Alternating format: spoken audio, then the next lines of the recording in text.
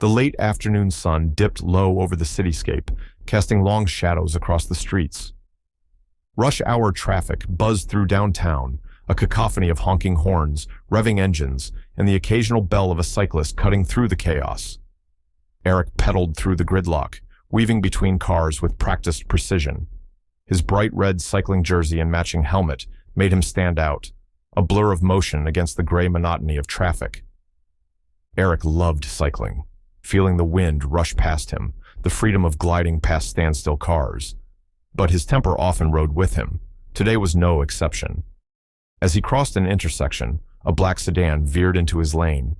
The car's tires skidded slightly as it corrected its course, narrowly missing Eric's handlebars. The sudden shift sent his heart racing. He slammed on his brakes, wobbling for balance before coming to a sharp stop.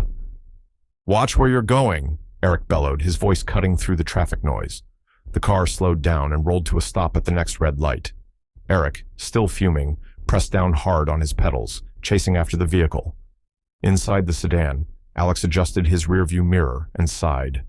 A retired martial artist in his early 50s, he had spent most of his life learning the value of calm under pressure. His salt and pepper hair framed a face marked by years of discipline and quiet resilience. Alex had seen his share of confrontations, both in training and in life, but he preferred to avoid them when possible. Eric caught up to the car, slapping his palm against the driver's side window.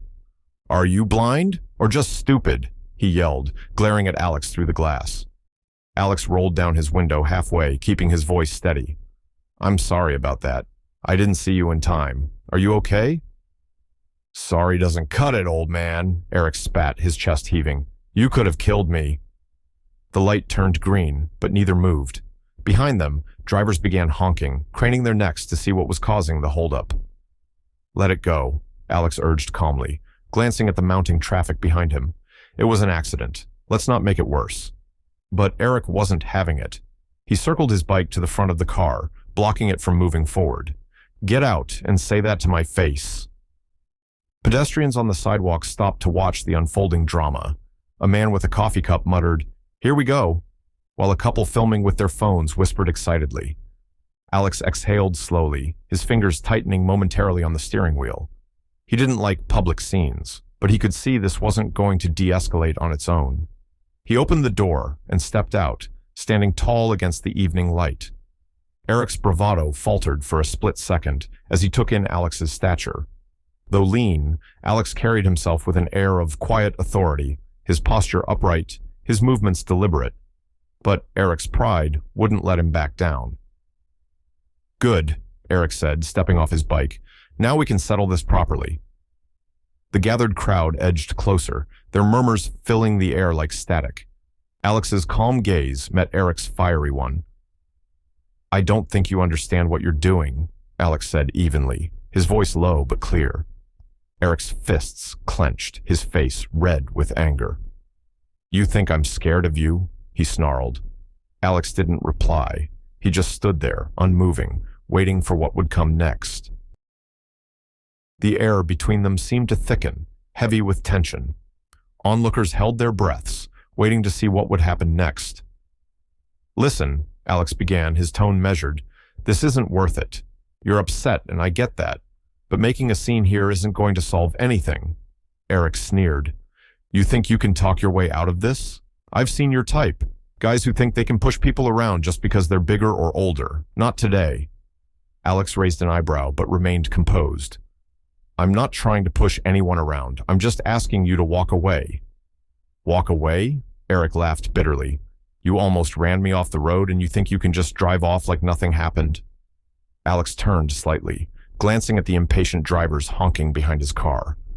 "We're blocking traffic," he said. "Let's move this to the side and talk." But Eric wasn't listening. Fueled by adrenaline and a crowd that seemed to embolden him, he stepped closer, jabbing a finger into Alex's chest. "You don't get to tell me what to do, old man." The touch was a mistake. Alex's eyes narrowed ever so slightly, a flicker of something dangerous beneath his calm exterior. "Don't do that again," he warned, his voice firm now, the first crack in his composed demeanor.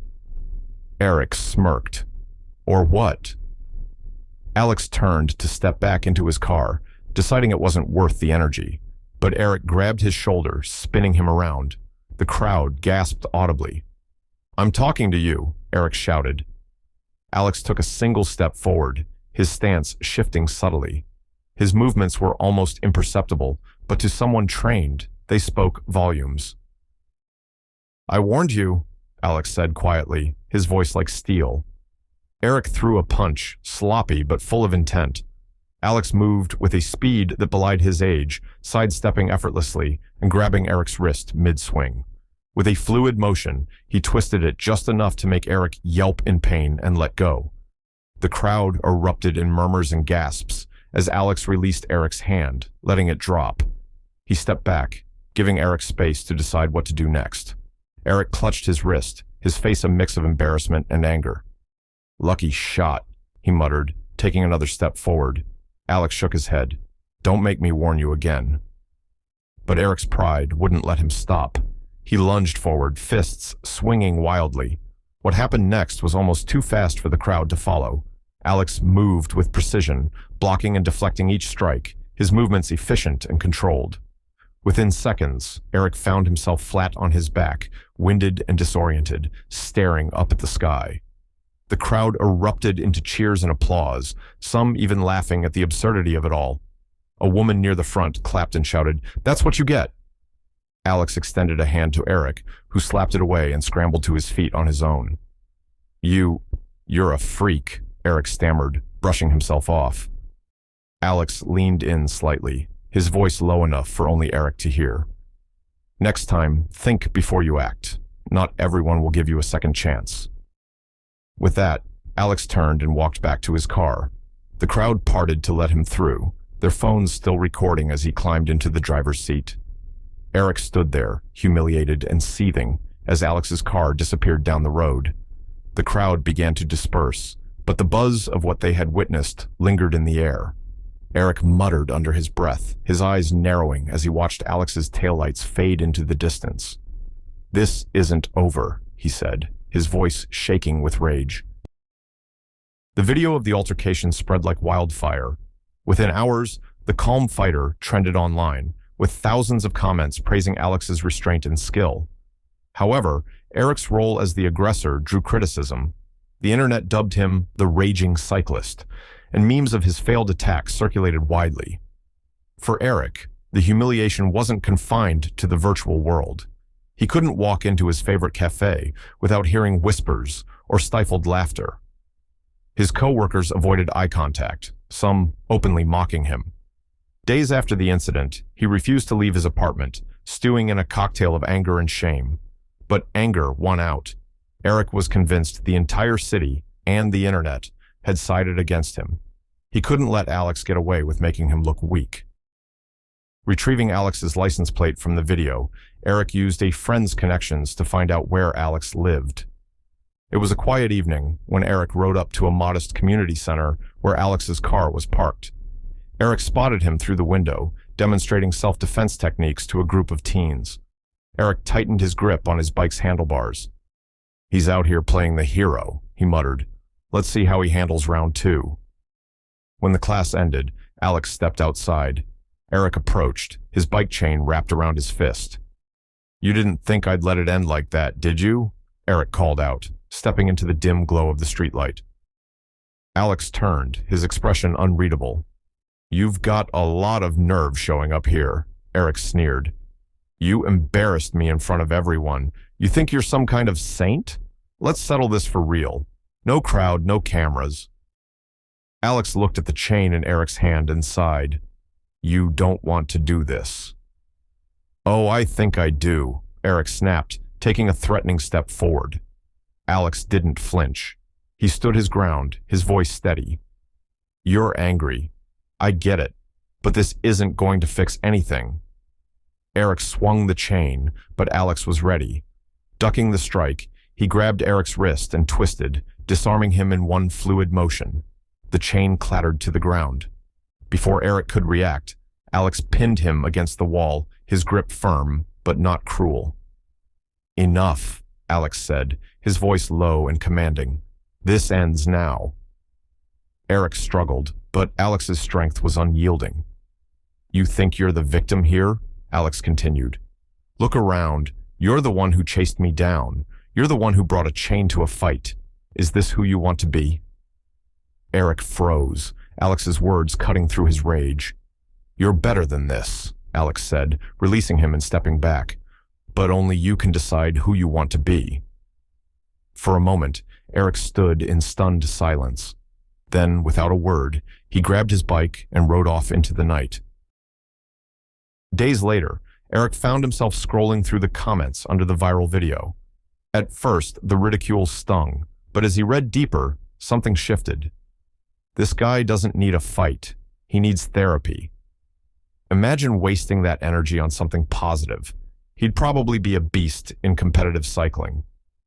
I hope the old dude finds him and teaches him a lesson in self-control, outside of a fight.